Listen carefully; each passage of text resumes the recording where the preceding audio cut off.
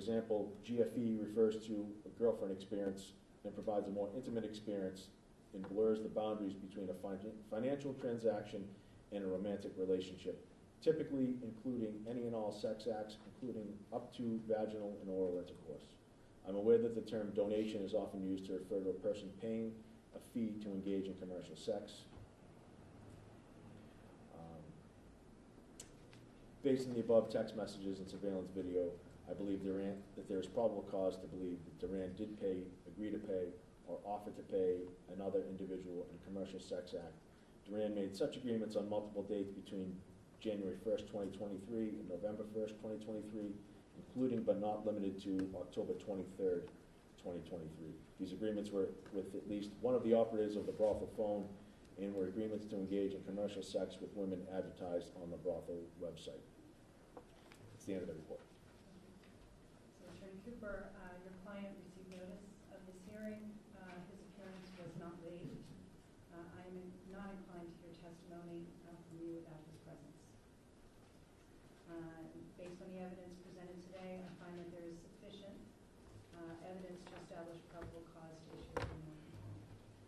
Would you like the summons sent to you? Yes, that's fine. I will send the summons only to you, and you will inform your client that at the next court date you must appear for a warrant to be issued.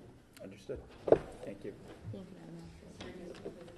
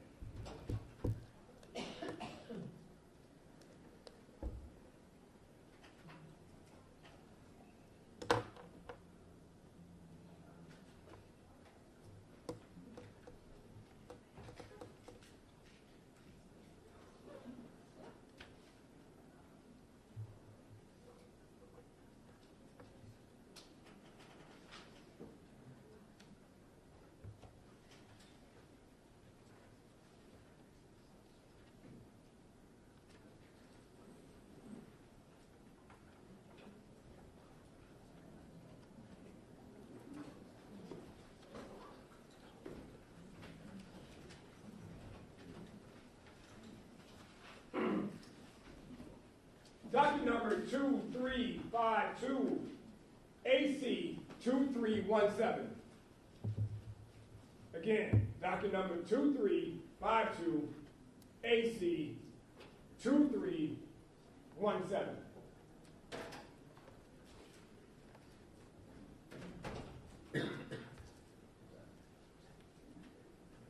There is no answer at this time, Madam Clerk. Court will be in recess until 10:40. 10:40. Recess. I'd like to vote.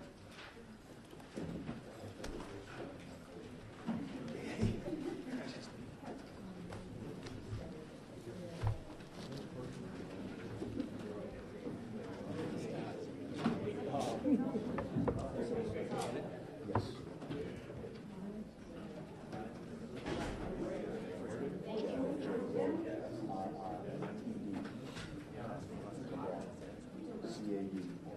Also a reminder, this is a juvenile court, so also no video or recording outside the courtroom.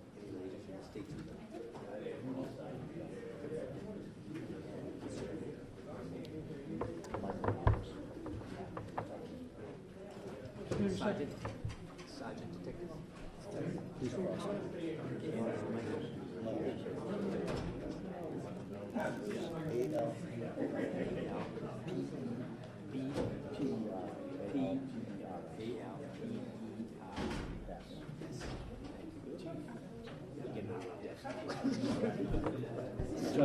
I'll try to speak louder. Here we go, you're fine, you're fine. Thank you very much.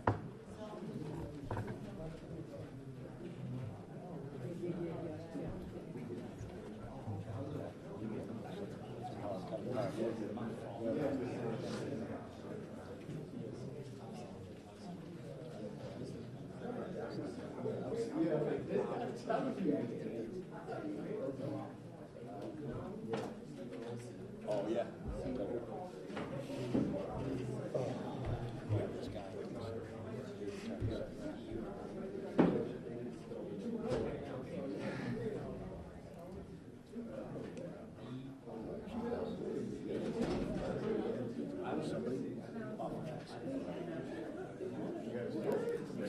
Sort of had it.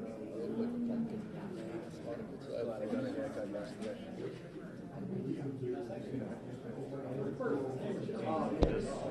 Pretty good, yeah.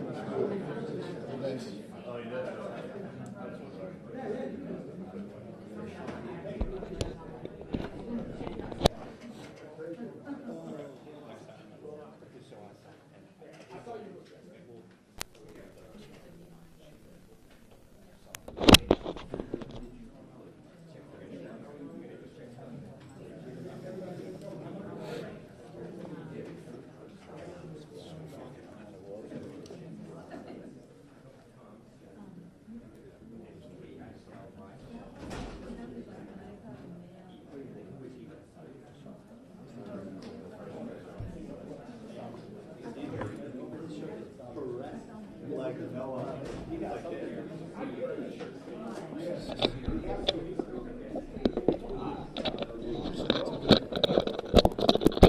Hey buddy, so my side sound for up here. I was maybe gonna plug in my Wi-Fi to boost the signal, so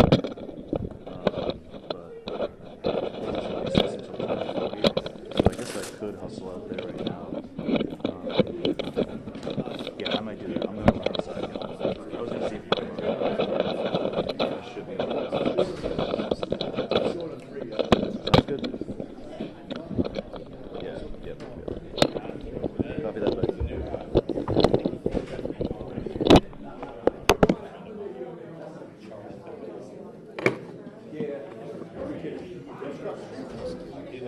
He lives across. Yeah, I see him. Yeah, he's over by the yeah.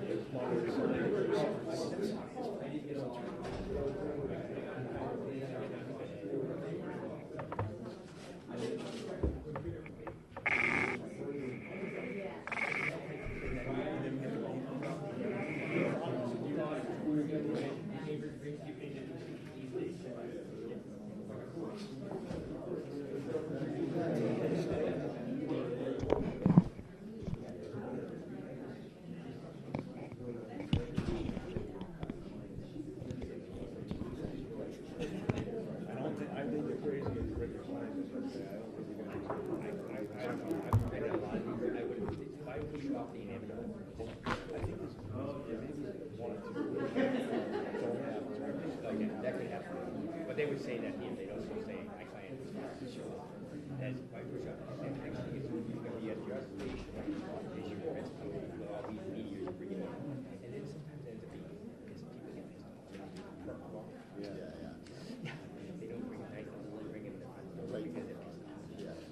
why, make sure you get your saddle on, right?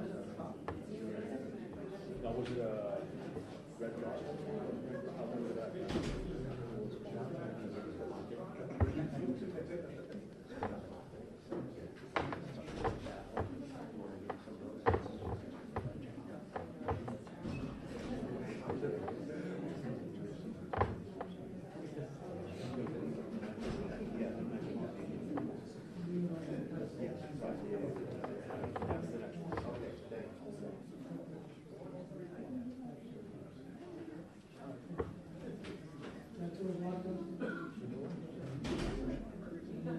what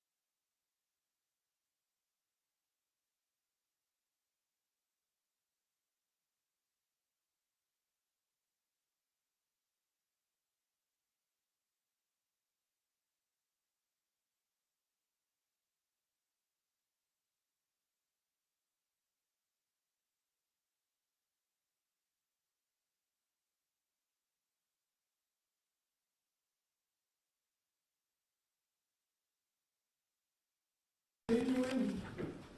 Hit stop first, the square. Oh, you gotta go on. Okay. Get over to it.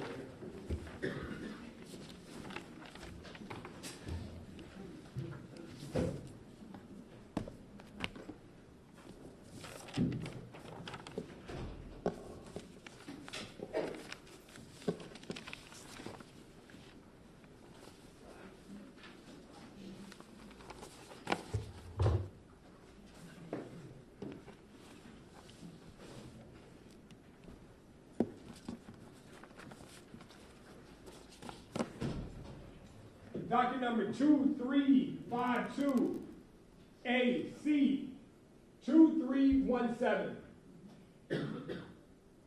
Again, 2352, AC 2317. Madam Clerk, no answer. Thank you. Okay, the application for criminal complaint, docket number 2352-2317, is brought by the Cambridge Police, the complainant, against Boya Zoe. The accused has failed to appear. Complainant, I've read your application in its entirety, but please tell me about your application. Can I swear you in, though? Yes, Do you swear to tell the truth, the whole truth, and nothing but the truth, so help you God? I do. Thank you very much. Reading from a Cambridge Police Report, written by, I'm Lieutenant Jared Brothel. Reading from a Cambridge Police Report, written by Cambridge Detective Galazzo, from at least July 20, 2020, until November of 2023. My capacity as a task force officer and other members of Homeland Security investigations identified multiple residents operating brothels in Cambridge and Watertown. Those locations included, but were not limited to, 90 Foster Street, Cambridge, Mass., units 109, 435, and 530. I'm aware that women were advertised on BostonTop10.com, the Brothel website. When sex buyers were interested in engaging for sex with a fee with women available on the Brothel website, they contacted a phone number associated with the Brothel website ending in 5147, known as the Brothel phone. All communications about appointments like time, duration, location, price, type of sexual service, stage name of women engaging in sexual service, and other logistics generally occurred via text message exchange with the Brothel phone and the interested sex buyer. Federal search warrant was executed on the Brothel phone. Pursuant to that search warrant, sex buyers were identified from the analysis of the Brothel phone. Phone number ending in 8176 was identified. Law enforcement database for that phone, for this phone number, revealed that the subscriber of the phone during that time period was Mr. Zhu, date of birth 1971. A subpoena sent to the subscriber for information for this phone number revealed that this Zhu was the subscriber and user of the phone. He was listed as having a son named Boya Zhu, date of birth 1990, year of birth 97, living at this address. In his 2016 passport application, Boya Zhu listed his year of birth is 1997, and this phone number, that is the number that was used to contact the Brothel phone. I reviewed the communications between Boya Zhu and the Brothel phone. Those conversations involve agreements to pay for commercial sex, as well as scheduling of the Commercial Sex Act. One such example of this conversation occurred on October 7th, 2023, and is summarized below. Zhu's phone contacts the brothel, asks availabilities at 5. Brothel phone replies Amy at 5, Sarah at 5:15, Ji-Woo at 6:15. Boya's phone replies back, Amy, 1 hour please. The brothel phone asks Sarah or Ji-Woo or Amy.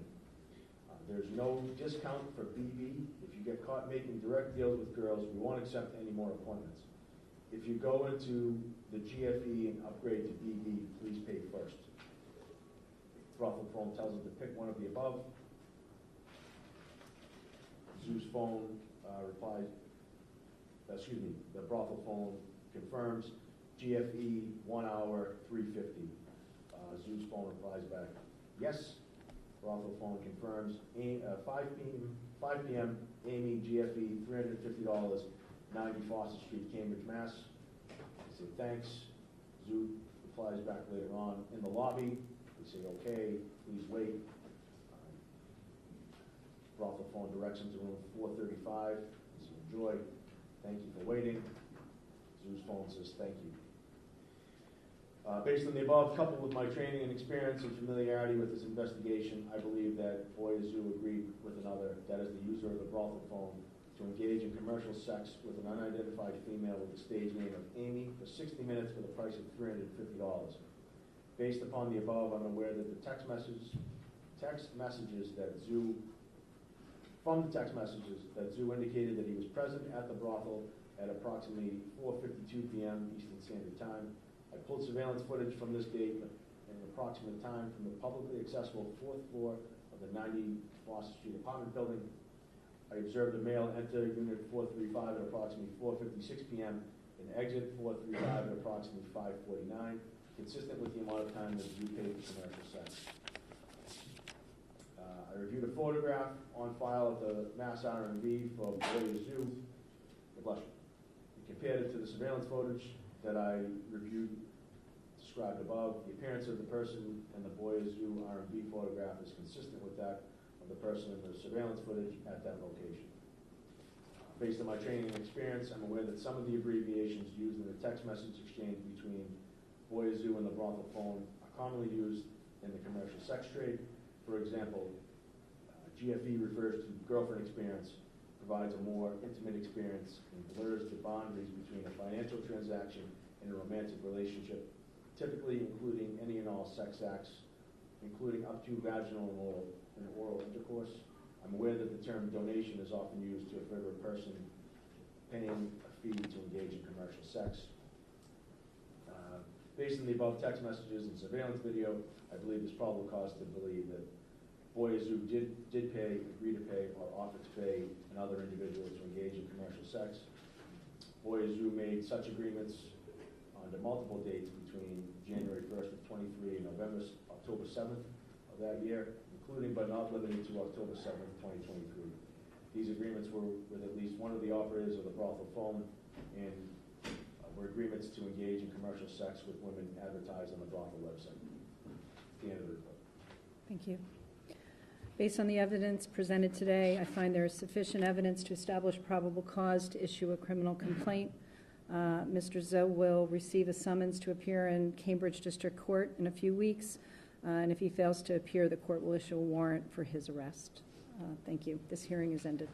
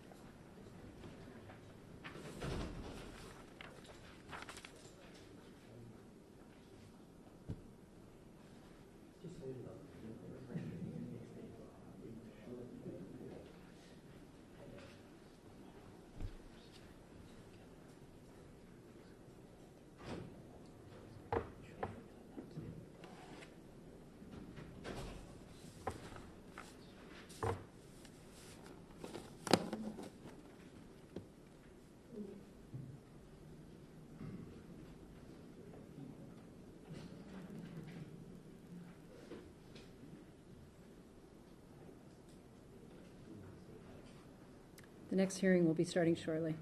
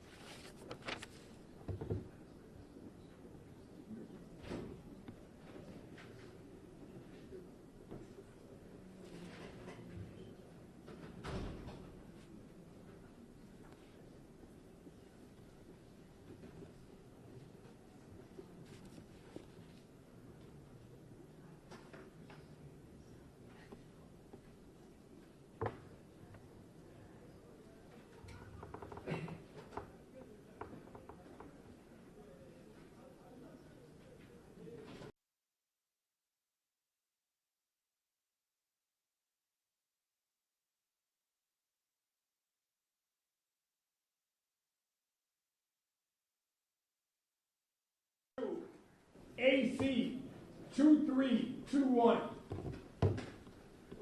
Counsel, come forward, please.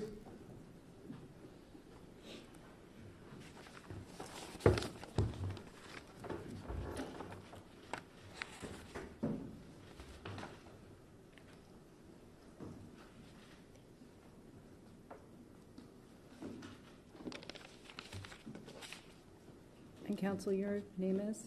Kevin Mahoney. Kevin Mahoney.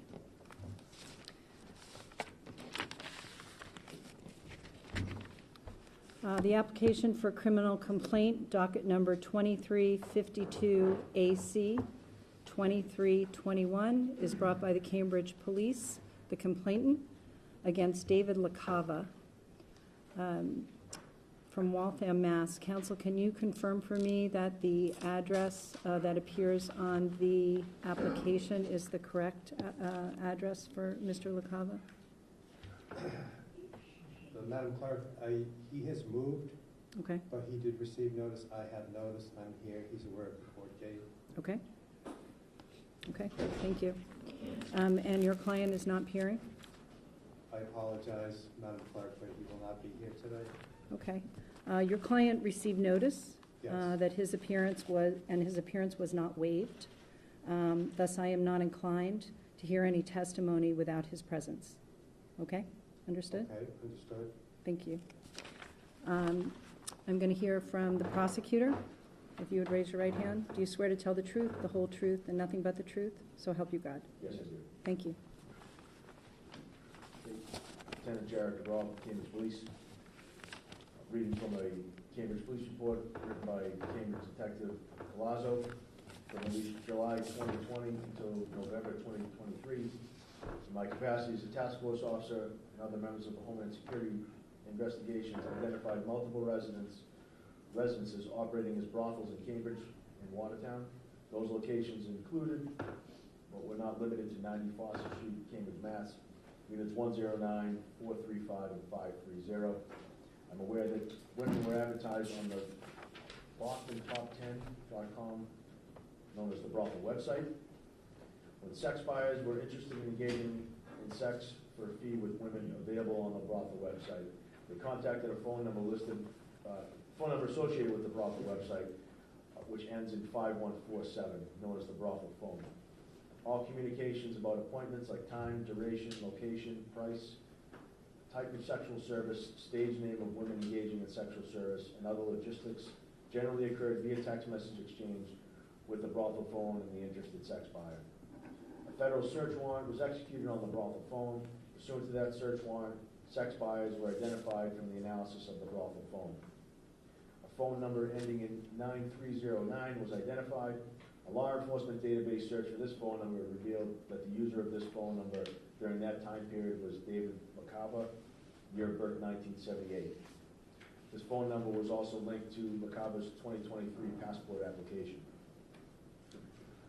I reviewed all communications between LaCava and the brothel phone. Those conversations include agreements to pay for commercial sex, as well as the scheduling of the Commercial Sex Act.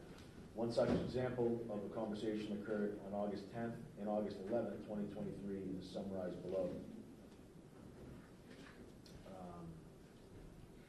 It is LaCava. LaCava's phone says, "Good morning, Boston Top 10. Can I please book H. He for tomorrow, Friday, August 11th, 6:45 p.m., 1 hour, 3:40 GFE. Thanks." Brothel phone replies back, 6 p.m., 1 hour available. LaCava's phone says, "Sure, that works for me, thanks." Tomorrow, the brothel phone says, "Tomorrow, 6 p.m., HE, GFE, 1 hour, 3:40, 90 Fawcett Street, Cambridge. Please send us confirmation text the day of the appointment in the morning by 9:30 a.m. LaCava's phone says, "Sounds good. I will confirm tomorrow morning. Have a great day." The next morning, presumably, LaCava's phone says, "I just parked my car, got here early."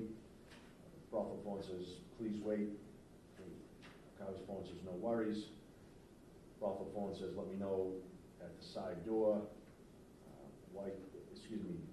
LaCava says, I'm at the front side door.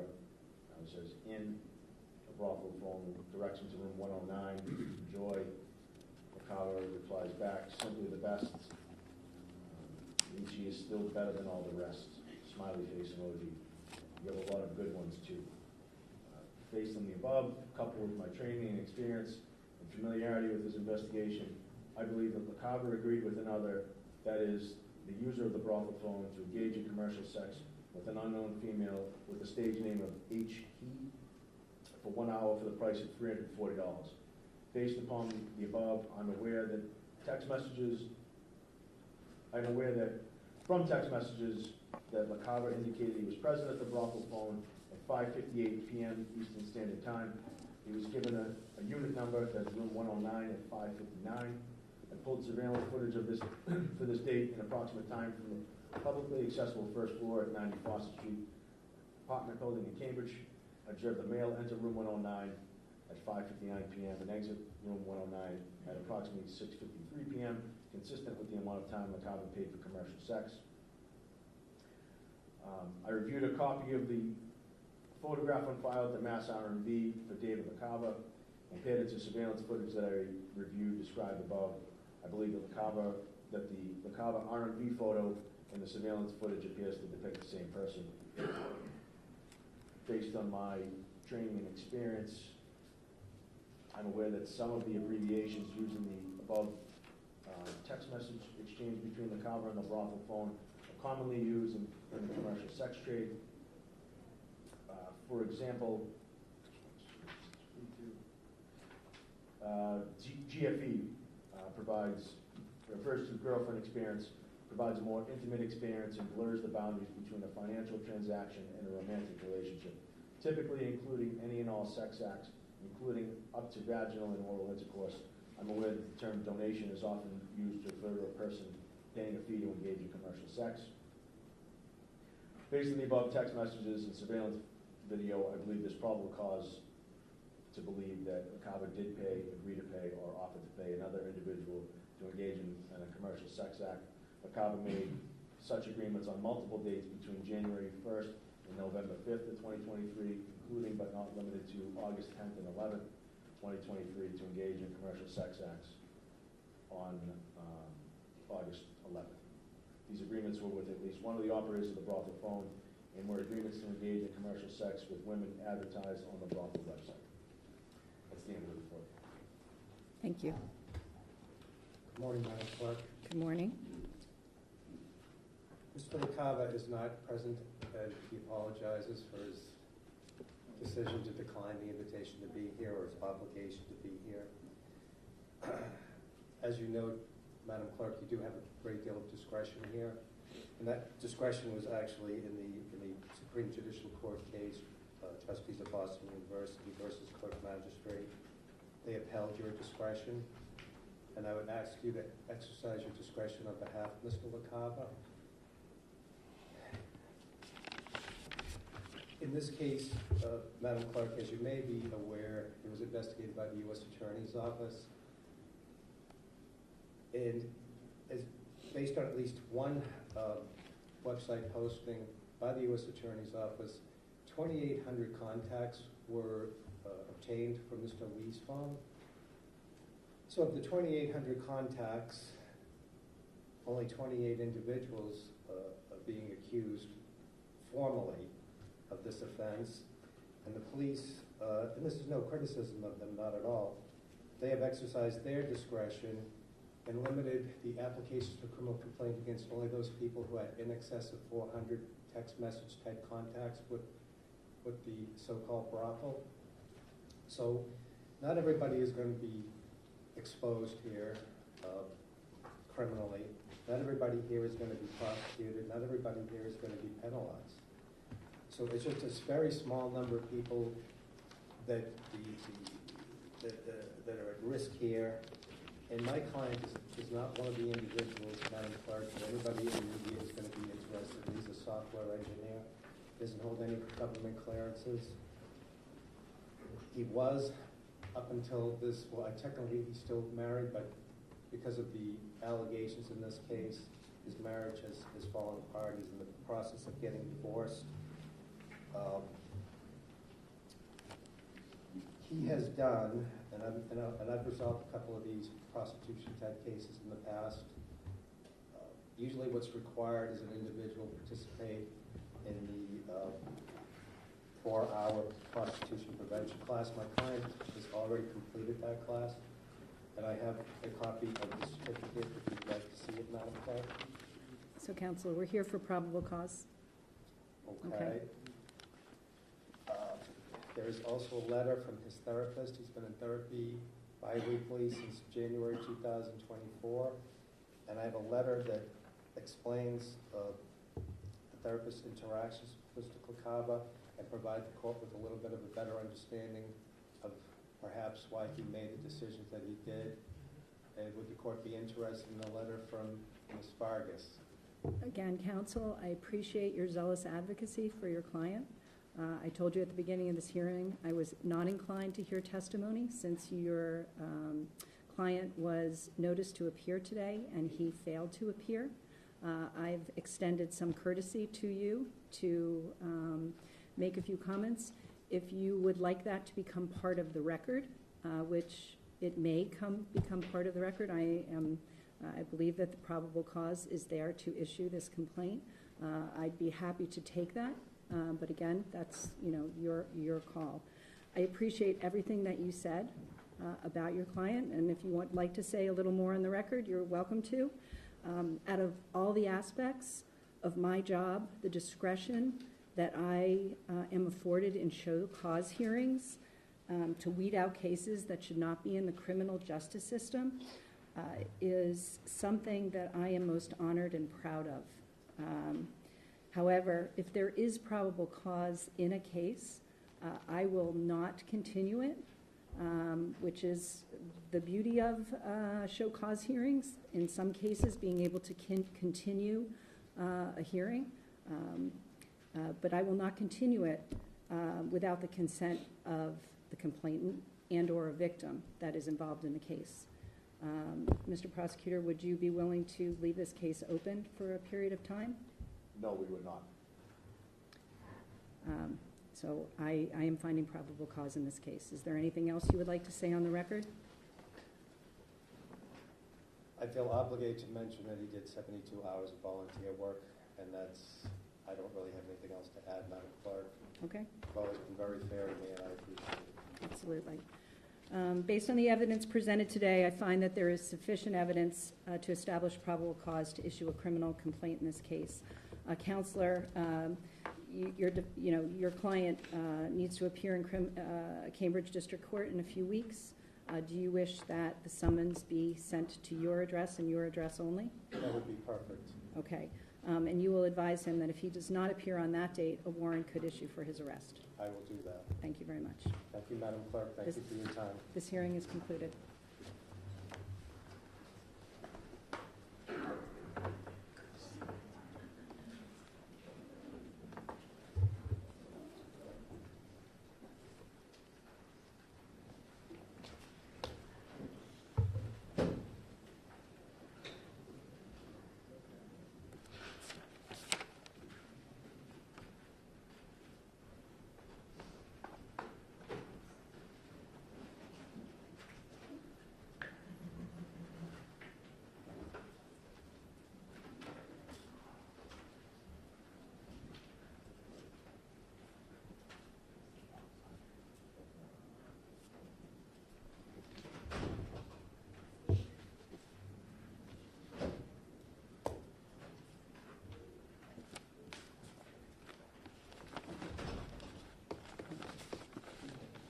Yeah.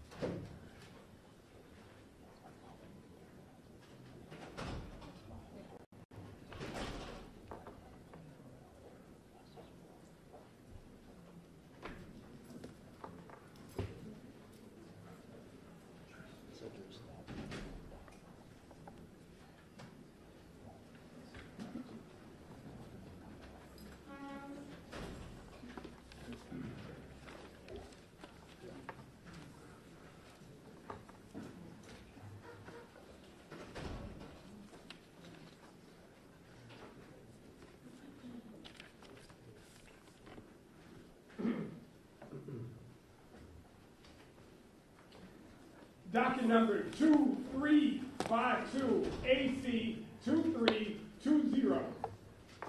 Counsel, approach, please. Please. Counsel, sir.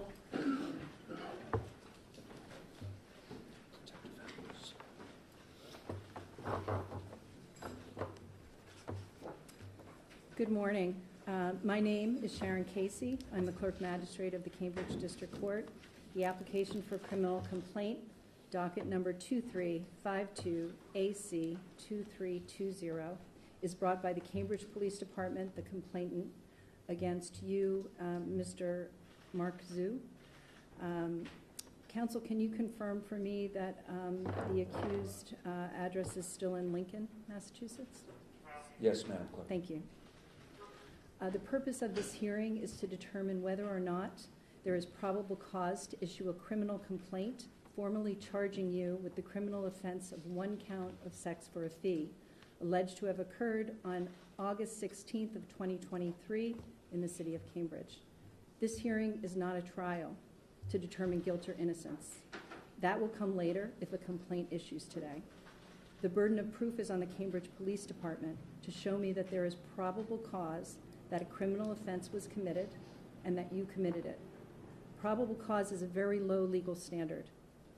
Probable cause exists where the facts and circumstances presented are enough to warrant a prudent person to believe that the individual committed the offense. Since the burden of proof rests with the complainant, the Cambridge Police Department, you are under no obligation to present any evidence or say anything during this hearing. So if you choose not to say anything, I would not hold that against you, as I'm sure your very able counsel has explained to you.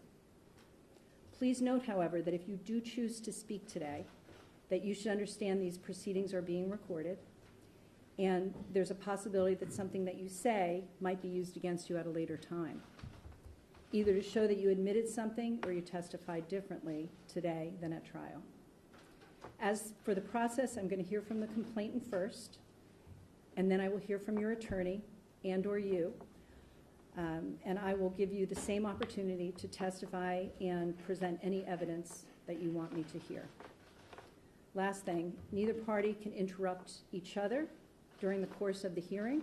Each side will have a full and fair opportunity to present any relevant probable cause evidence that they want me to consider. At the conclusion of all the evidence, I will make a decision based on the facts that I hear. If I can swear everybody in. Do you swear to tell the truth, the whole truth, and nothing but the truth, so help you God? Yes, I do. Thank you. Complainant, I've read your application in its entirety, but please present. Good morning, Lieutenant Cabral from Cambridge Police. Reading from a report written by Cambridge Police Detective Colazzo. From at least July 2020 until November 2023, I, in my capacity as a task force officer and other members of the Homeland Security Investigations, identified multiple residences operating as brothels in Cambridge and Watertown. These locations included, but were not limited to, 90 Foster Street in Cambridge, Mass., units 109, 435, and 530. I'm aware that women were advertised on BostonTop10.com, which is the brothel website. When sex buyers were interested in engaging in sex for a fee with women available on the brothel website, they contacted a phone number associated with the brothel website, which ends in 5147, known as the brothel phone. All communications about appointments like time, duration, location, price, type of sexual service, stage name of women engaging in sexual service, and other logistics generally occurred via text message exchange with the brothel phone and the interested sex buyer. A federal search warrant was executed on the brothel phone. Pursuant to that search warrant, sex buyers were identified from the analysis of the brothel phone. A phone number ending in 8161 was identified.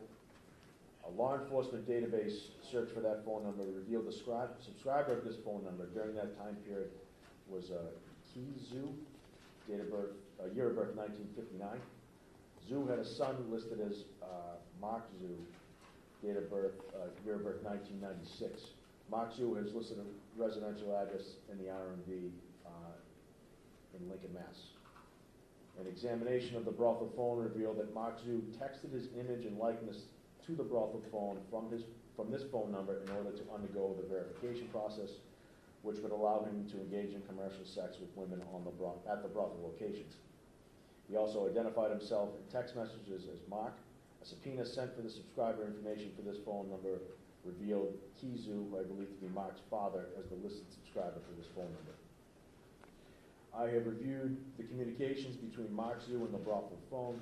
Those conversations include agreements to pay for commercial sex, as well as the scheduling of a commercial sex act. One such example of a conversation occurred on August 16, 2023, and is summarized below. Zhu's phone texts the brothel phone, "Hi, does Rainbow have any availability tonight?" Brothel phone replies back, 8 p.m. available. Zhu's phone, "Perfect. Can I book her for 2 hours?" Brothel phone, "Donations for candy or Rainbow, only GFE services, no BB services. Do not share with her that we are offering extra services." They give some prices for the services. It says, "Please pick one of the above. Thank you." The brothel phone confirms GFE 2 hours, $640. Zhu's phone says, "Is there anyone free tonight offering BB? If not, 2 hours with Rainbow is fine." Brothel replies back, 8 p.m. Ari offered BB. Zhu's phone says, "That's perfect. I'll do that, excuse me. 8 p.m. Ari, BB, 2 hours, $840, 90 Foster Street, Cambridge." Zhu's phone says, "Great, thank you." Later on he says, "Hi, I just arrived at the front door." Brothel replies, "Okay, open." Zhu says, "Great, thanks." Brothel phone asks if he's in. Zhu replies back, "In." They said, "Okay, 1 minute." Direct him to room 435, enjoy. Zhu says, "Great, thanks." Based on the above, coupled with my training and experience and familiarity with this investigation, I believe that Mark Zhu agreed with another, that is the user of the brothel phone, to engage in commercial sex with an unidentified female with the stage name of Ari for 2 hours for the price of $840. Based on the above, I'm aware from the text messages that Mark Zhu indicated he was present at the brothel at 7:58 p.m. Eastern Standard Time. I pulled surveillance footage from this date in approximate time from the publicly accessible 4th floor of 90 Foster Street apartment building in Cambridge. I observed the male enter Unit 435 at approximately 8:02 p.m. and exit Unit 435 at approximately 9:53, consistent with the amount of time that Mark Zhu paid for commercial sex. I reviewed a copy of the photograph on file at the Mass RMD for Mark Zhu, compared it to the surveillance footage that I reviewed described above. The appearance of the person in the Mark Zhu RMB photograph is consistent with that of the person in the surveillance footage at the brothel location. Based on my training and experience, I'm aware that some of the abbreviations used in the above text messages exchanged between Mark Zhu and the brothel phone are commonly used in the commercial sex trade. For example, BB means bareback or sex without a condom. I'm aware that the term donation is often used to refer to a person paying a fee to engage in commercial sex. Based on the above text messages and surveillance video, I believe that there's probable cause to believe that Mark Zhu did pay, agree to pay, or offer to pay another individual to engage in a commercial sex act. Mark Zhu made such agreements on multiple dates between January 1st, 2022 and October of 2023, including but not limited to August 16th, 2023. These agreements were with at least one of the operators of the brothel phone and were agreements to engage in commercial sex with women advertised on the brothel website. That's the end of the report. Thank you. Counselor? Thank you, Madam Magistrate. Stephen Golan representing the accused. As an initial matter, the detective or officer never identified this particular accused as being the person spoken about in the report. As a result, I would ask you either as a matter of a motion to dismiss and or a lack of probable cause that this particular accused, there hasn't been evidence that that's the person discussed in the report. I sat in on your prior hearings, and I know everybody's different. If you did find probable cause, I would ask you to hold this one in particular open. My client has 0.0 criminal record of any sort. He's 28 years old. He did proactively, on his own, no indicia or edict by the court, took a 8-hour prostitution course. What Cambridge and other cities are doing is needed and important, and I think any particular lessons of getting in front of this, taking this seriously, hiring an attorney at his own expense, I believe, you know, it still is a misdemeanor charge, and for somebody with no background who has taken those affirmative steps, I think it is warranted to keep this open for a year, and if he stays out of trouble and or does anything else that Madam Magistrate feels would be necessary and appropriate, would be a fair resolution of this matter. Thank you. Would you like to put that on the record? Please. All right, can you show it to the other side? Counselor, I'm denying your motion. I appreciate everything that you said. Is there anything else that you would like to tell me? Not at this time. Okay. If you sat in on the last, you heard the discretion I'm afforded in these hearings. I am most honored and proud of having. But unless I have consent from the complainant and or a victim in a case to continue a hearing, I cannot do that. Okay? I find probable cause for this complaint to issue, that there was sufficient evidence to establish probable cause. Your client will receive a summons to appear in a few weeks in Cambridge District Court in Medford. Would you like the summons to go only to your office, or? Would you be willing to ask the detective in this particular case? Oh, I'm sorry. That's okay. I'm sorry. Would you be willing to keep this open? No, we would not. Thank you. Thank you. You could send it directly to me. Okay. But please understand that if you do not appear in court when you are summoned, a warrant could issue for your arrest. Thank you very much. Thank you, Madam Clerk. This hearing's ended.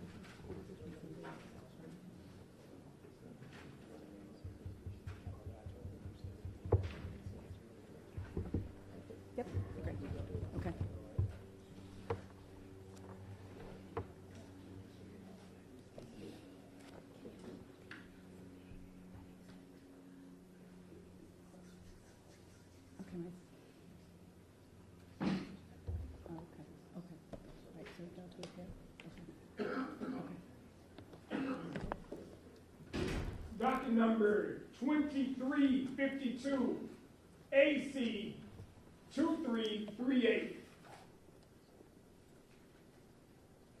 Docket number 2352, AC 2338. Madam Clerk, no answer. Thank you. This application for criminal complaint, docket number 2352, AC 2338. Or wait, I'm sorry, is that the wrong number? Yeah. 2338. Yes. Is brought by the Cambridge Police, the complainant, against Jason Hahn of Concord. Mr. Prosecutor, do I understand that there was a communication this morning with your office? Last night, yes. Okay. And the communication was? Mr. Hahn's attorney indicated that he was going to concede the probable cause. Okay. So the accused has failed to appear. I understand that you received notice that they were not going to be appearing today. My office did not receive notice.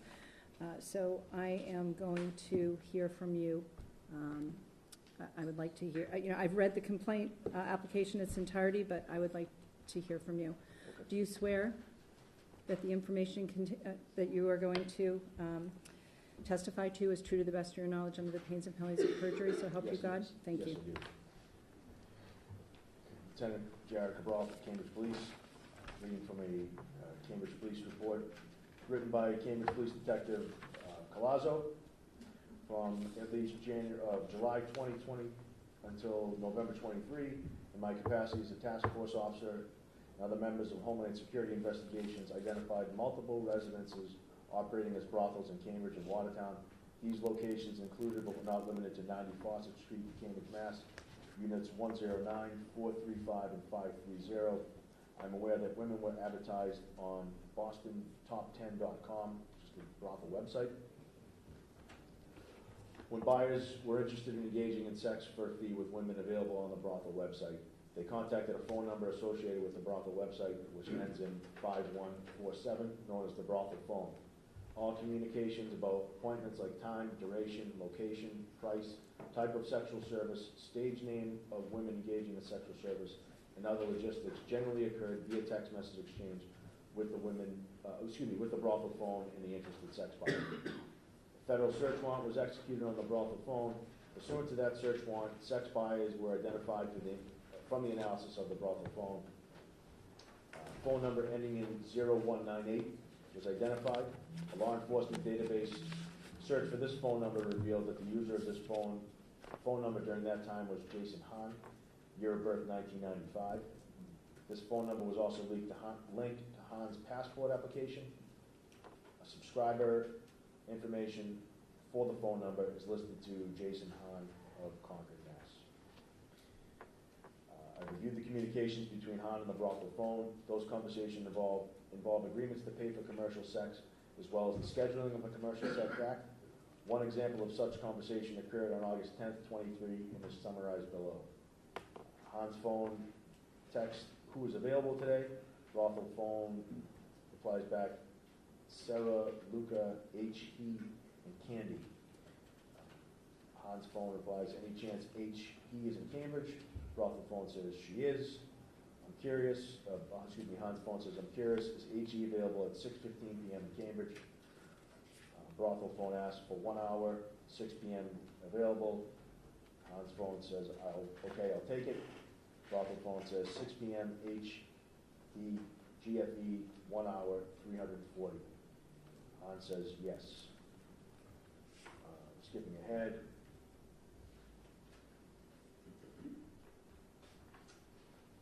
Brothel phone confirms the address of 90 Fawcett Street in Cambridge, Mass. Hahn says, yes, I'll be there. I say, thanks. The brothel phone says, let me know at the side door. Hahn says, okay. They ask, how long? Hahn replies back, I'm here at the side door. Inside, brothel phone says, okay, room 109, enjoy. Hahn replied back, thanks. Based on the above, coupled with my training experience and familiarity with this investigation, I believe that Han agreed with another, that is, the user of the brothel phone, to engage in the commercial sex act with an unidentified female with the stage name of H.E. for 1 hour for the price of $340. Based on the above, I'm aware from the text message that Han indicated he was present at the brothel at approximately 5:31 p.m. Eastern Standard Time. I pulled surveillance footage for this date in approximate time from the publicly accessible first floor of the 90 Foster Street apartment building in Cambridge. I observed the male enter Unit 109 at approximately 5:31 p.m. and exit Room 109 at approximately 6:29 p.m., consistent with the amount of time that Han paid for commercial sex. I reviewed a copy of a photograph on file at the Mass R&B for Jason Han, compared it with the surveillance footage I reviewed described above. The appearance of that person in the Han R&B photograph is consistent with that of a person in the surveillance footage at the brothel location. Based on my training and experience, I'm aware that from some of the abbreviations used in the text message above between Han and the brothel phone are commonly used in the commercial sex trade.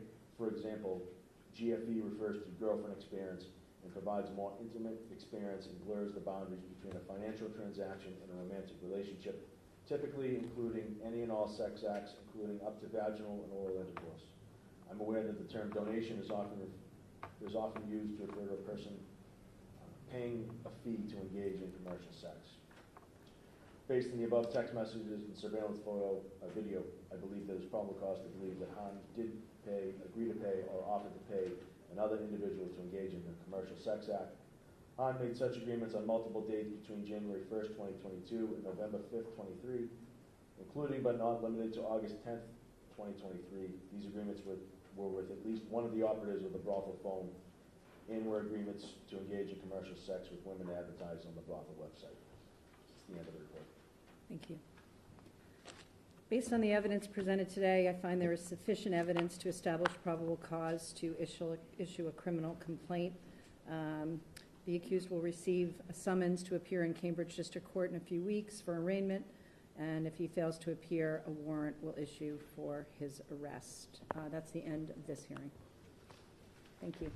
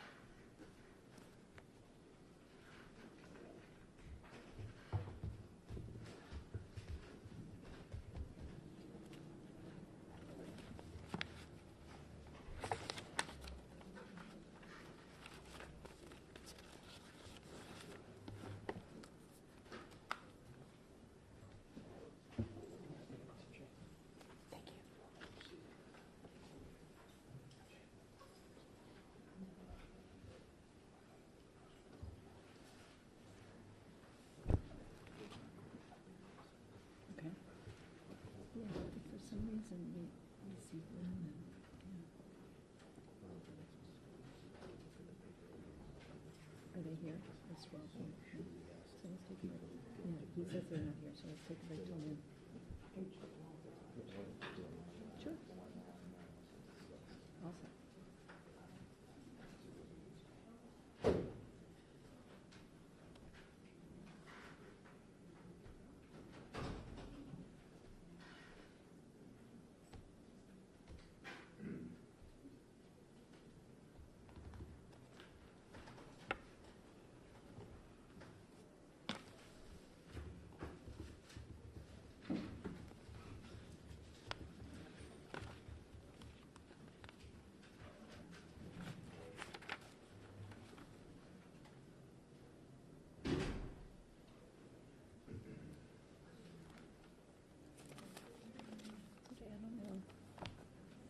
On this one, I guess originally it was here, Oh, yeah, but then, okay.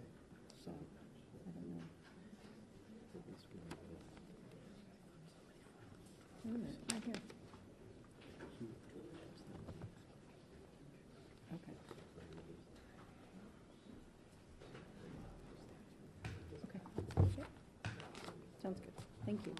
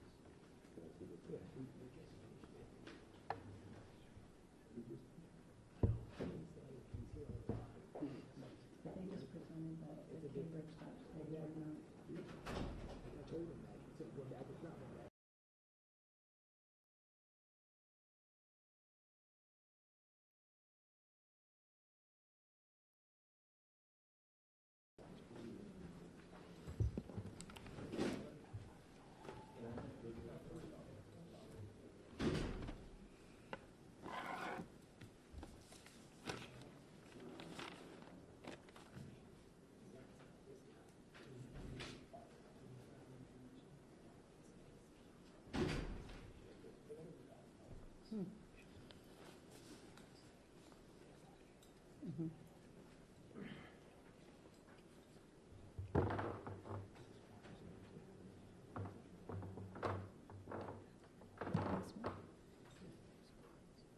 Mhm. Yep. Yep. Yep. Yeah.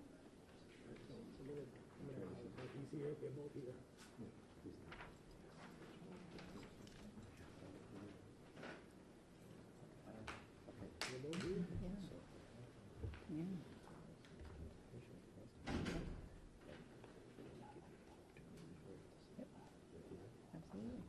Absolutely. Absolutely. Yep. Yep.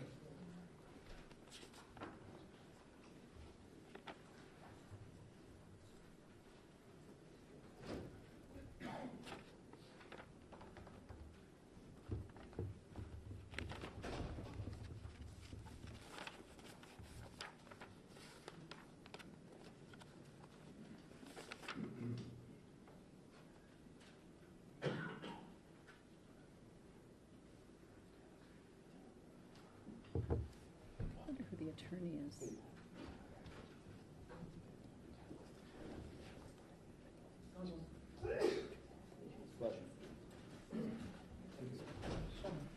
Document number 2352A, C 2338. Counsel, you are ready forward. Thank you. Madam Clerk. Good morning. My name is Sharon Casey. I'm the Clerk Magistrate of the Cambridge District Court, and I will be conducting this hearing.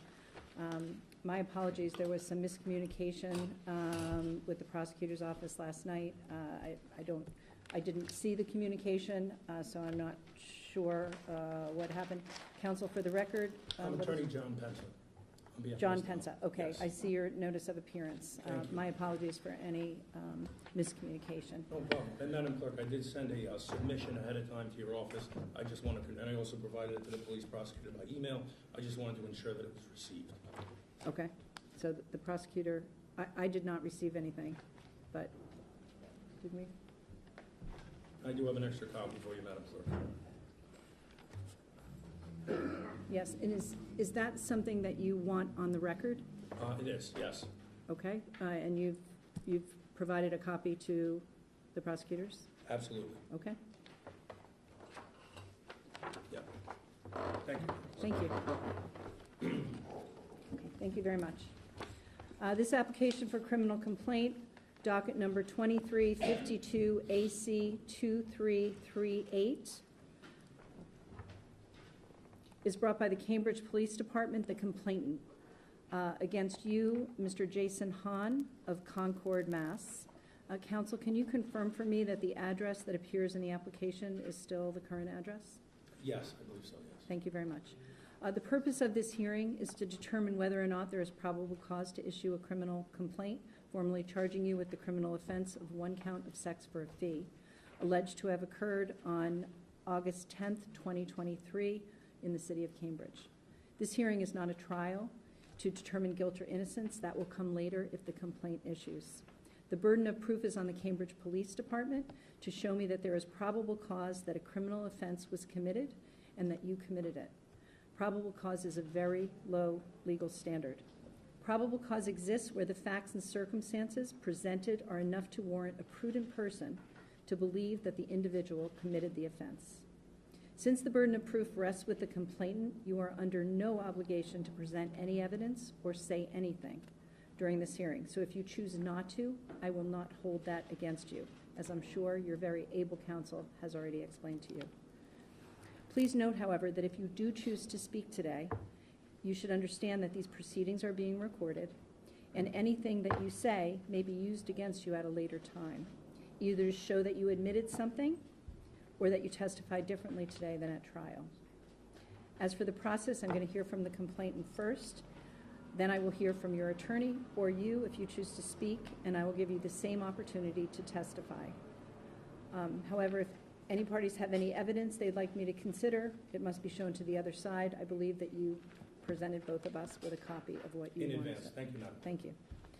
Last thing, neither party may interrupt each other during the course of this hearing. Each side will have a full and fair opportunity to present any relevant probable cause evidence that they want me to consider, and at the conclusion of all the evidence, I will make a decision based on the facts that I hear today. Before I begin, I'd like to swear in all the parties. Do you swear to tell the truth, the whole truth, and nothing but the truth, so help you God? Yes, I do. Thank you very much. I've read your application in its entirety, but please tell me about it. Lieutenant Jared Cabral, Cambridge Police. Reading from the Cambridge Police Report by Detective Collazo from at least July 2020 until November 23 in my capacity as a task force officer. And other members of the Homeland Security Investigations identified multiple residences operating as brothels in Cambridge and Watertown. Those locations included and were not limited to 90 Foster Street, Cambridge, Mass., units 109, 435, and 530. I'm aware that women were advertised on BostonTop10.com, the brothel website. When sex buyers were interested in engaging in sex for a fee with women available on the brothel website, they contacted a phone number associated with the brothel website ending in 5147, known as the brothel phone. The communications about appointments, like time, duration, location, price, type of sexual service, stage name of women engaging in sexual service, and other logistics generally occurred via text message exchange with the brothel phone in the interested sex buyer. A federal search warrant was executed on the brothel phone. Pursuant to that search warrant, sex buyers were identified from an analysis of the brothel phone. A phone number ending in 0198 was identified. A law enforcement database search for this phone number revealed that the user of this phone during that time period was Jason Hahn, year of birth 1995. This phone number was also linked to Hahn's passport application. Subscriber information for this phone number is listed to Jason Hahn of Concord. I've reviewed the communications between Hahn and the brothel phone. These conversations involve agreements to pay for commercial sex, as well as the scheduling of the Commercial Sex Act. One example of such conversations occurred on October 10th, 2023, and is summarized below. Hahn's phone texts the brothel phone, who is available today? Brothel phone replies back, Sarah, Luca, H.E., and Candy. Hahn asks, is there any chance H.E. is in Cambridge? Brothel phone says she's in Cambridge. Hahn asks, I'm curious, is H.E. available at 6:15 in Cambridge? Brothel phone says, for 1 hour, 6 p.m. available. Hahn replies, okay, I'll take it. Brothel phone says, 6 p.m., H.E. GFE, 1 hour, 3:40. Hahn says, yes. Continues on, confirm. Okay, so 5:30 p.m., 1 hour, GFE, 3:40, okay? 5:30 p.m., HE GFE, 1 hour, 3:40, 90 Foster Street, Cambridge. Hahn says, yes, I will be there. Brothel phone says, thanks, let me know at the side door. Hahn says, okay. They ask how long. Hahn says, I'm here at the front side door. Inside, brothel phone says, room 109, enjoy. Hahn says, thank you. Thanks.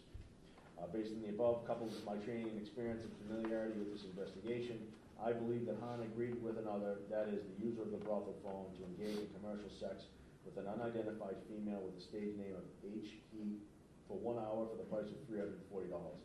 Based on the above, I'm aware from the text messages that Han indicated that he was present at the brothel approximately 5:31 p.m. Eastern Standard Time.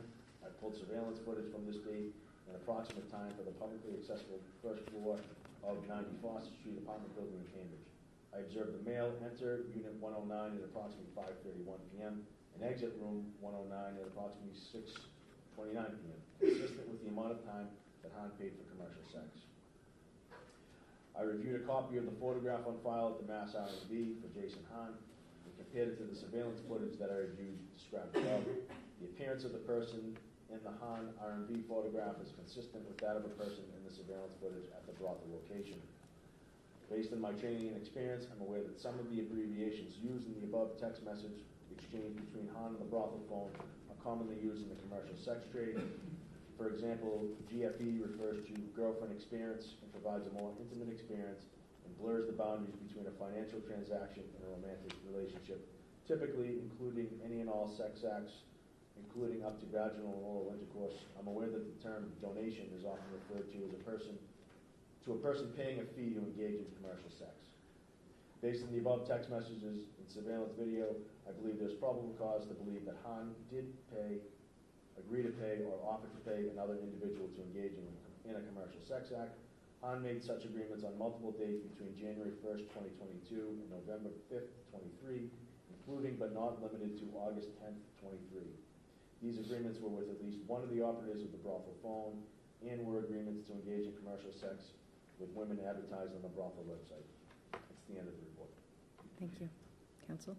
Thank you, Madam Clerk. So Mr. Han is not going to be testifying at this time, so I would just like to present some oral argument on his behalf. Sure. So based on the reading of the police report, it's fair to say that probable cause exists. I'm sure probable cause exists for all of the people who have been summoned in here to come in here today. And I can't with a straight face argue that probable cause doesn't exist, because it does. If you look at the facts, it's outlined in the police report.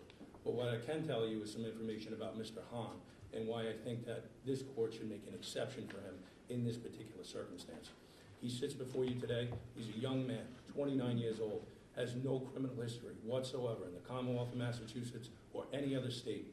He was raised in Concord, Massachusetts, graduated from high school there in 2014, went on to the Mass College of Pharmacy and Health Sciences, where he obtained his Bachelor's of Science degree in radiology and his radiologic technologist license. He's currently employed at Brigham and Women's Hospital as an interventional radiology technologist. He's been there for almost 4 years. He works with an incredible team. He's CPR certified. He was nominated for the Lynn Johnson Award, which essentially in sum describes him as being calm under pressure, dedicated to teaching others, being prepared, and mentoring his peers. He is an exquisite employee there. He comes from a good family. His mother raised him as a single mom from the age of 14. His sister he basically took on the role as a father figure for her when his father left when he was 14 years old. In his personal time, and I've indicated in the submission, he volunteers his time at the Greater Boston Food Bank. He's put in at least 28 hours there since the beginning of this year. He was the chairman for the College Against Cancer Relay for Life for approximately 2 years, and he's given a ton back to this community. No substance abuse issues, no mental health issues, just an upstanding citizen. I want to talk about his relationship status, and I'm not trying to make this a justification or excuse for any behavior that's outlined in this report. But this is not a situation where he's married, he has kids, he's living in a home that potentially these types of behaviors would cause a divorce. He's not in a relationship, he's not living with a girlfriend, he didn't cheat on anybody. Like I said, I'm not trying to make any excuses, but if you read the statements of support, he's had nothing but normal relationships throughout his life. And unfortunately, he allegedly got wrapped up in this situation during these, I guess it was a period of 2022 and 2023 on several different occasions. But back to his job, his team performs emergent procedures on dying patients that come in to the hospital. He saved over hundreds of people's lives. And he comes in for overnight shifts. It's unbelievable what he does. I mean, patients come in, they're bleeding out from their arteries, and they're having active acute strokes from clots in their brain. And he steps up with this incredible team. And he's one of the youngest on the team, too. A lot of people are a lot older than him, and he gives a lot back to this community. Say this criminal complaint issue. Obviously, there's media involved here. The impact that this could have on his job is detrimental. He could lose his job, he could lose his radiology license. We're going to lose an incredible member of the community in Boston. With the incredible hospitals that we have, he's certainly an attribute. My argument, in sum, is that maintaining this elite position and future contributions to saving lives outweighs this complaint issuing in this particular circumstance with this particular defendant. We deserve, the Commonwealth of Massachusetts deserves to keep this young healthcare hero employed. He was a frontline worker during COVID-19.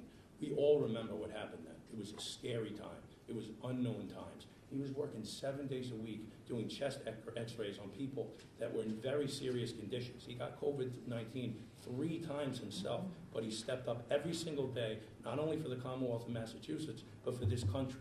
And I think that that says a lot about who he is, where he's come from, and where he's going to go. The statements talk about his personality, his energy, his skills that he brings to the workplace. It's just absolutely incredible. He's influential and creates a positive work environment. For those reasons, I ask you to deny the application for criminal complaint, or alternatively, give him an opportunity to give more back to the community. Hold this open for a year, have him do 100 hours of community service, and assuming he remains out of trouble and he completes that community service, then deny the complaint at that time. It's something that he got caught up with. This hearing's been pending for 18 months. During that period of time, I understand that, but during that period of time, he's had no interaction whatsoever with law enforcement. And he's had time to reflect on this entire situation. And he tells me that it's made him appreciate more things in life. Certainly an eye-opening experience. Certainly the alleged behavior is morally wrong. And it's deteriorating to the city of Boston and to the city of Cambridge. And he is committed to never engaging in this type of behavior ever again. And I can tell you that he's extremely remorseful and embarrassed and asks you to make an exception in this case. And lastly, I truly believe, after getting to know Mr. Hahn and learning about him, and as I've outlined for the police department and you, Madam Clerk, that he's the type of person that is going to learn from this mistake. He's going to become better from this mistake. He's going to move forward in his life, and he's going to do incredible things for the city of Boston. And I ask you to make an exception and not issue the complaint against him, and let him do those things. Thank you. Thank you. Is there anything else that you would like to say at this point? Thank you, counsel, for your very articulate and zealous advocacy for your client. I appreciate everything that you said. Show cause hearings are one of my greatest tools in my toolbox as clerk. I love them.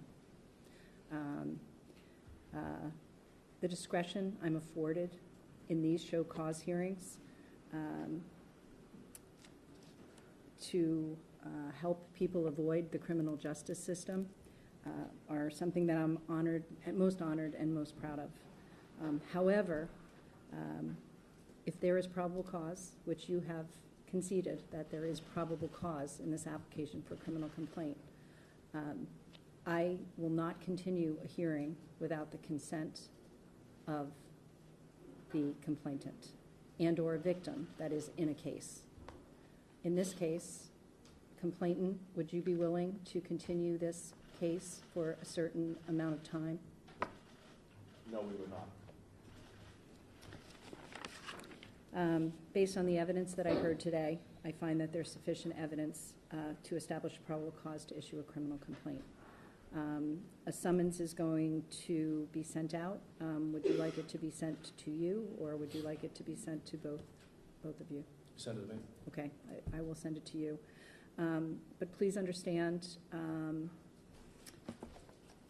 Mr. Hahn, that if you don't appear at court on that day, and I appreciate that you're here, okay, I appreciate everything that your attorney has said about you, and you should continue doing all those good things. This is a bleep in the radar, and I know that you're going to get through it, okay? Sounds like you have a great family. You have a lot of support, okay? You're going to do the right thing, all right? It's a misdemeanor. You're going to get through this, okay? Thank you. Thank you. This hearing is ended.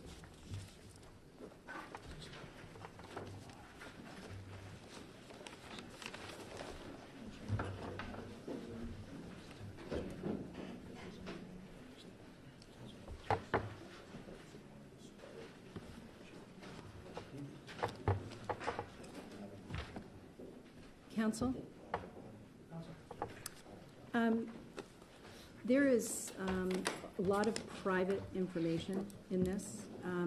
I do not have the authority. I will not be disclosing Social Security numbers in the application, but I do not have the authority to redact anything else.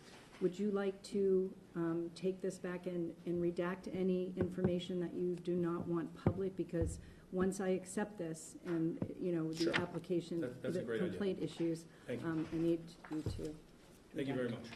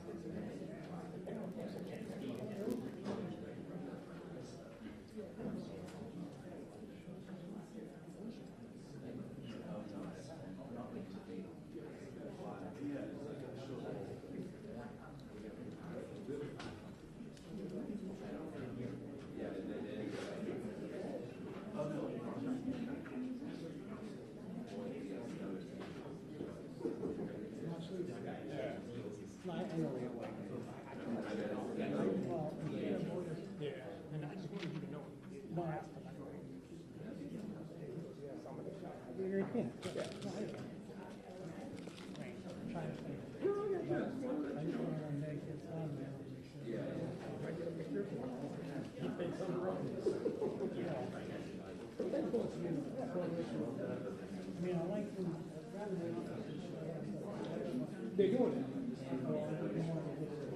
Oh, well, whatever the reason, he's moving around, because I don't want two of them there, I told him I don't want two of them back. So they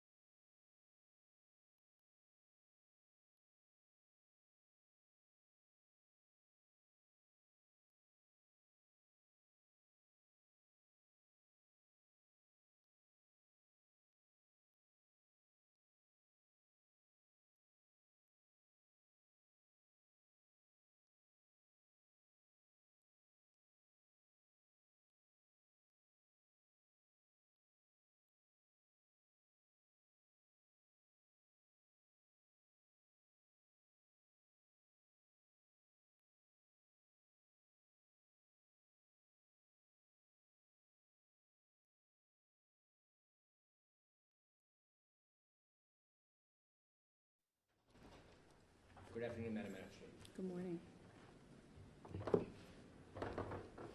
Counsel, so your client received notice You did. and his appearance was not waived. I'm not inclined to hear any testimony from you without his presence. Would you be inclined to allow me to ask a few questions of the witness? I will. Thank you. Okay. Good morning. My name is Sharon Casey, or afternoon. The application for criminal complaint docket number 2352 AC 2324 is brought by the Cambridge Police, the complainant against Peter McGilvray from Boston, Mass., the accused. Counsel, can you confirm for me that the address in the application is the current address for? I'll accept notice for him. Okay, thank you. Complainant, I've read your application in its entirety. I'd like to hear from you. If you would raise your right hand, do you swear to tell the truth, the whole truth, and nothing but the truth, so help you God? Yes, I do. Thank you. Okay, Lieutenant Jared Brothel from Cambridge Police. Reading from a police report written by Cambridge Police Detective Colazzo from at least July 2020 until November 23. I, in my capacity as a task force officer and other members of Homeland Security investigations, identified multiple residences operating as brothels in Cambridge in Watertown. These locations included, but were not limited to 90 Fawcett Street in Cambridge, units 109, 435, and 530. I'm aware that women were advertised on BostonTop10.com, brothel website. When sex buyers were interested in engaging in sex for a fee with women advertised on the brothel site, they contacted a phone number listed, associated with the brothel website, which ends in 5147, known as the brothel phone. All communications about appointments like time, duration, location, price, type of sexual service, stage name of women engaging in sexual service, and other logistics generally occurred via text message exchanges with the brothel phone and in the interested sex buyer. A federal search warrant was executed on the brothel phone. Pursuant to that search warrant, sex buyers were identified from the analysis of the brothel phone. Phone number ending in 8841 was identified. Law enforcement database search for this phone number revealed that the user of this phone during that time period was Peter McGilvray, year of birth 1964. This phone number was linked to McGilvray's 2020 passport application. Subscriber information with this phone number revealed Peter McGilvray as the subscriber and customer for Verizon. I have reviewed communications between McGilvray and the brothel phone that were recovered pursuant to the search warrant on the brothel phone. Those conversations involve agreements to pay for commercial sex as well as the scheduling of the Commercial Sex Act. One such example occurred on October 24th, 2023, and is summarized below. McGilvray's phone asked Zia this morning. Brothel phone says 11:45 a.m. earliest. McGilvray's phone, okay. Brothel phone, Zia, there is no discount for BB. If you got caught making direct deals with girls, we won't accept any more appointments. If you go into the GFE and upgrade to BB, please pay first. They ask to pick one of the above options. Brothel phone asks which option for Zia. McGilvray replies back, half hour BB FS. Brothel phone says 11:45 a.m. Zia BB half hour 400. 90 Foster Street, Cambridge, thanks. McGilvray's phone says, I'm here, at the door. Brothel phone says, okay. McGilvray says, inside now. We say, please wait 1 minute in the lobby. Tell him room 435, enjoy. Based on the above, coupled with my training and experience and familiarity with this investigation, I believe that Peter McGilvray agreed with another, that is the user of the brothel phone, to engage in a commercial sex act with an unidentified female with the stage name of Zia for 30 minutes for the price of $400. Half hour BBFS, 11:45 a.m. Zia, BB half hour 400. Based on the above, I'm aware that the text messages that McGilvray indicated he was present at the brothel by saying I'm here at 11:43 a.m. Eastern Standard Time, He was given the unit number, that is room 435, at 11:45 a.m.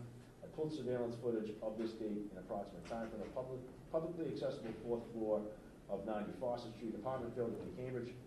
I observed a male enter room 435 at 11:47 a.m. and exit room 435 at approximately 12:13 p.m., consistent with the amount of time that McGilvery paid for commercial sex.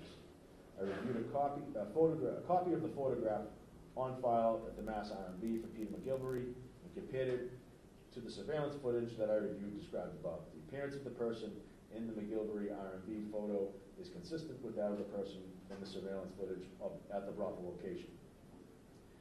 Based on my training and experience, I'm aware that some of the abbreviations used in the above text message exchange between McGilvery and the Brothel phone are commonly used in commercial sex trade. For example, BB means bareback, or a sex act without a condom. I'm aware that the term donation is often referred to a person agreeing to pay, a person paying a fee to engage in commercial sex.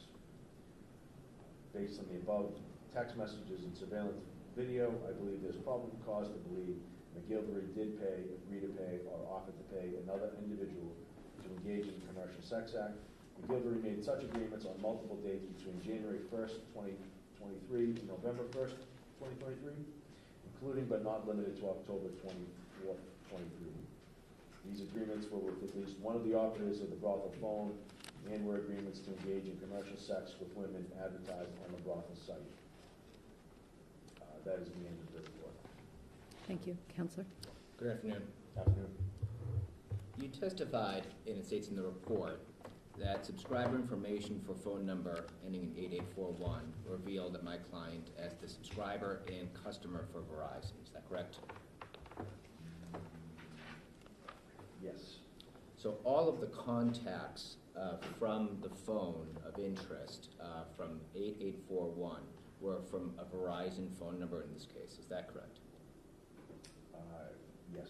All right. Do you have those Verizon records? I do not. Have you reviewed those Verizon records? I have not.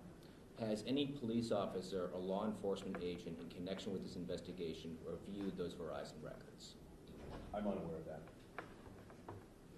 Would it surprise you to learn that that 8841 number is not a Verizon number? Would it surprise me? No, I guess not. I don't know. I'd like to turn your attention to the first page of the report. There you list, or not you, your colleague lists the year of birth. It actually provides date of birth. And the year of birth is 1964, correct? Yes. Okay. And this report was written on December 12th, 2023. Is that correct? On or about December 12th, 2023? Yes. Okay. So a person with the date of birth provided in this report would have been, you agree with me, 59 at the time of the writing of the report, correct? So, well, quick math, what? Somebody born in April 1964 would be 59 at the time of the writing of the report in December of 2023. Okay. Is that correct? Yes. Okay. What's listed in the report is an age of 58, correct? Yes, I see that. You agree with me that's wrong, correct? It is. It's the way our report writing system enters the information. Well, did a person, I thought you said that the officer, Colazzo, wrote the report. Did someone else? He would input the information and doesn't fill it. It populates the age of the person. So if you put in the person's, if I put in your date of birth, the report writing system will auto-populate the age. So it was the report writing software that incorrectly calculated the age of the individual whose birth date is depicted in the report. Is that the testimony? Yes, we do not input that. We just input the date of birth. Well, you agree with me that the date of birth, there's a disconnect between the date of birth and the age listed in the report, correct? At the time, in December of 23, the person would have been 59 years old. And it says 58 in the report, correct? Yes. Now, have you seen the surveillance photographs that were testified, the video surveillance photographs that were testified to just moments ago? I have not. Have you seen any personally identifying information, a driver's license, for instance, of my client? I have not, no. So have you made yourself any comparison of whether or not the person depicted in the driver's license is the same person depicted in the video surveillance footage? I have not. Detective Palazzo has. Is that those photographs or videos available today? No, they are not. It says in the report that they'd be available at the clerk's office. Excuse me, that's correction. Those chats are available. So, all right, I'll ask you about the chats. So there's discussion in the report of 1,066 contacts, and a contact is defined as any text message to or from the phone of interest. Is that correct? Yes. Okay.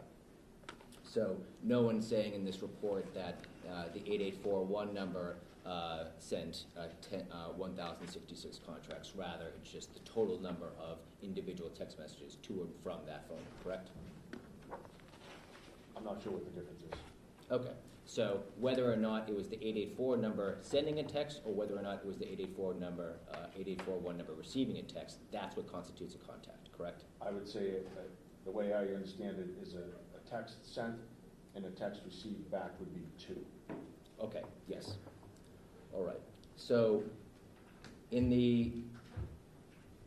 at the last page of the report,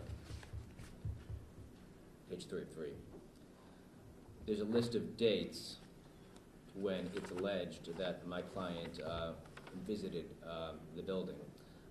You agree with me that those dates include, at the end, October 24th, October 30th, October 31st, and November 6th of 2023?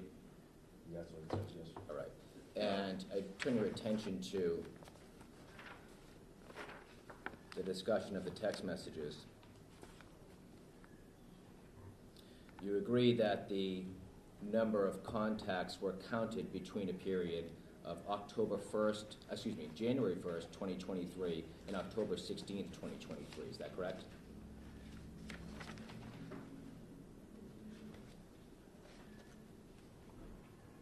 I'm sorry, but Yes. So the report reads, phone number ending in 8841 was identified as having 1,066 contacts with as they call it, the brothel phone between January 1st, 2023 and October 16, 2023. This is the third full paragraph of the second page.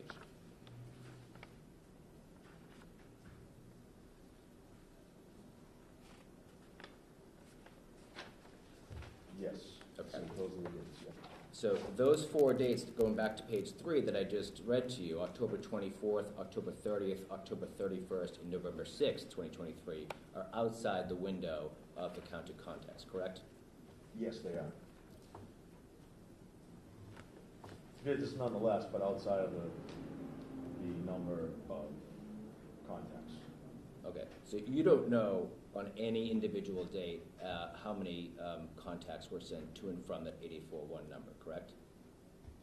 Detective Palazzo only included the contacts for one day. Each person is charged with one visit, although they may have visited multiple times.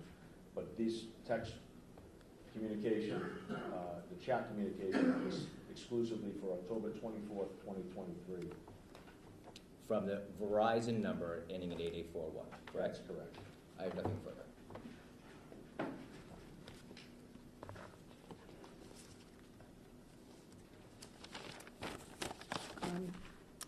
Cambridge, do you have anything else that you want to add?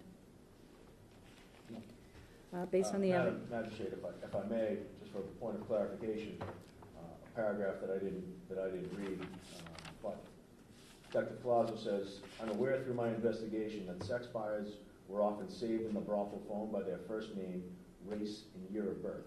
The contact information ending in 8841 was saved in the brothel phone as translated from Korean to English as Pete White 64. Given the number of contacts between a phone number used by McGilvery and a phone number by by the Brothel phone used solely to arrange for commercial sex. McGilvery was thus identified as a potential sex buyer. Flip towards the text message chain, the chats of the text message taken from the Brothel phone. The phone number has the name of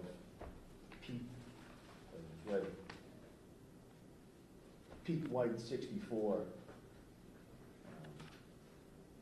Again, first name Pete White, male, born in 1964. Those are attached here as well. Counsel, do you? Just within the age of 58, correct? They don't, maybe the Brothel math is off, but they refer to him as 64, so I don't know whether. Nothing further, Your Honor. Thank you. Based on the evidence presented today, I find there is sufficient evidence to establish probable cause to issue a criminal complaint in this case. May I be heard, Madam Magistrate? Sure. Yeah, I respectfully suggest that there is not. I mean, here we have a hearing today by an officer reading a report. Mr. Palazzo is not here today, so there's not a single person providing evidence before this court making an identification of Mr. McGilvery, my client, between any surveillance video and any other known image whatsoever. And in fact, what we have here are multiple errors in the report. I expect that the Commonwealth will find out that that 8841 number is not a Verizon number, and that there's bad information here in the report. Just like it is bad information to say that the individual is 58 years old when the date of birth will provide that they were actually 59 years old.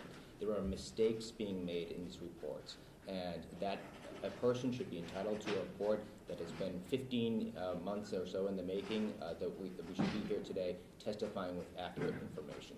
So I respectfully suggest that the Commonwealth and the Police Department have not met their burden in this case, and ask that you either deny the application or that you defer it for a period of time. My client is not a public figure.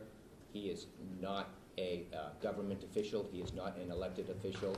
He is not the person that the U.S. Attorney ever told the media about. He's not that person.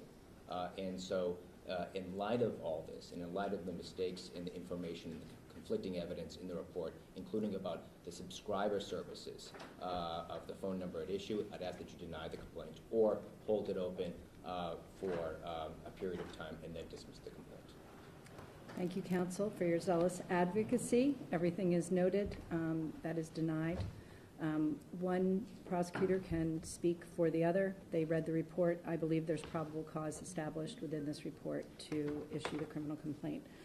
You have told me earlier that the notice should be sent to you. Yes, only you? please. Only you?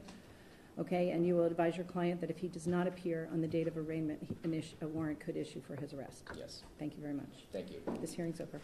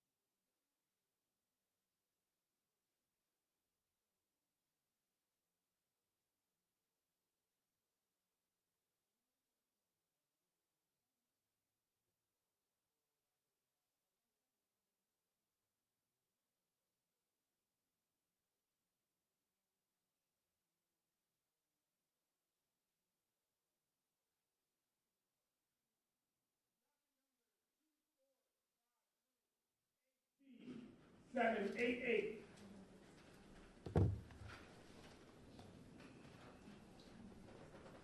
Docket number 2452 AC 788. No response, Madam Clerk. Thank you. Why don't we give this a brief second call and take a break till 12:40? Yes. Court stands in recess until 12:40. 12:40, yes.